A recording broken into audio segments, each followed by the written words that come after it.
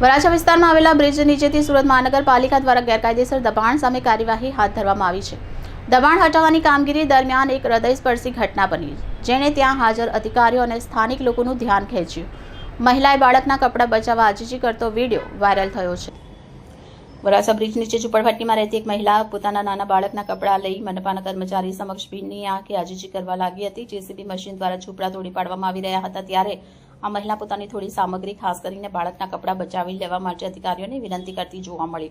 નજરે જોનારે જણાવ્યું કે મહિલા પોતાના બાળકને ખોળામાં લઈ કર્મચારીઓ પાસે પહોંચી અને રડમસ સ્વરે કહ્યું, મારા બાળકના કપડાં તો કાઢી લેવા દો, બસ બીજું કદું જાય તો જવા દો। આ દ્રશ્ય જોઈ ત્યાં હાજર કેટલાક લોકોની આંખો ભીની થઈ ગઈ।